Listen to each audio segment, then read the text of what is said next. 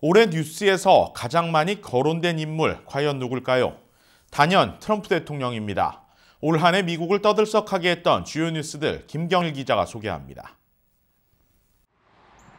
2019년은 연방정부 셧다운, 즉 일시적 업무 정지 상태로 시작했습니다. 역사상 최장 기간인 35일간의 셧다운은 국경장벽 예산을 둘러싼 트럼프 행정부와 의회의 힘겨루기로 발발했습니다. 미중 무역 전쟁은 글로벌 경제를 뒤흔들었습니다. 세계 1위와 2위의 경제 대국인 미국과 중국은 서로 관세 폭탄을 터뜨리며 확전의 확전을 거듭했습니다. 당사국인 미국과 중국은 물론 글로벌 경기에 먹구름을 들이웠습니다. 트럼프 대통령이 멕시코와의 국경장벽 건설을 강행했습니다.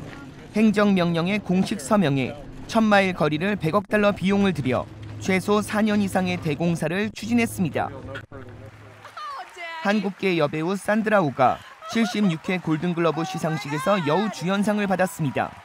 역사상 처음으로 아시아계 사회자로 나선 산드라 오는 여우 주연상을 받는 순간 엄마 아빠 사랑해요라고 한국말로 답했습니다. 엄마 아빠 사랑해요. 미국은 대형 총기 난사 사건으로 충격에 휩싸였습니다.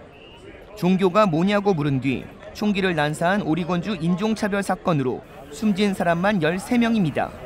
텍사스에서는 월마트 총기 난사로 20명이 사망하고 26명이 부상당해 미 전역은 충격에 휩싸였습니다. 학생 3명이 사망하고 3명이 부상당한 산타클라리타 소거스 고등학교 총격 사건, 경찰과 용의자의 총격전으로 주민 3명 등 6명이 숨진 저지시티 총격 사건, 진주만 히캄 합동기지 현역 해군 병사가 국방부 직원 2명을 숨지게 한 사건과 플로리다 펜서콜라 해군 항공기지에서 4명이 숨지고 7명이 부상당한 사건 등 미국은 총기 난사 사건으로 피로 물든 한 해를 보냈습니다. 우주에서도 포착된 캘리포니아주 산불은 주 역대 최대 산불로 기록됐습니다. 토마스 산불의 피해 면적만 서울의 2배, 샌프란시스코의 9배에 달합니다.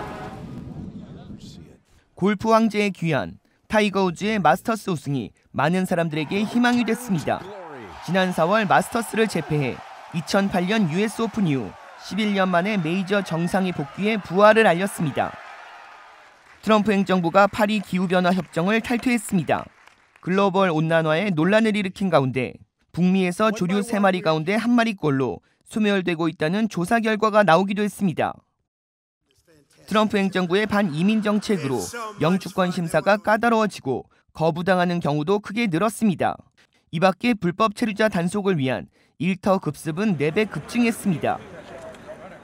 각 언론사의 올해 최고 뉴스로 트럼프 대통령 탄핵을 선정했습니다.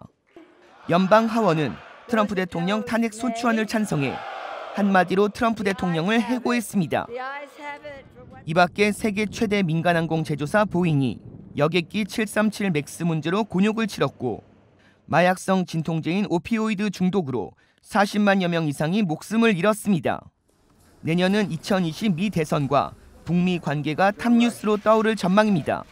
KBS 뉴스 김경일입니다.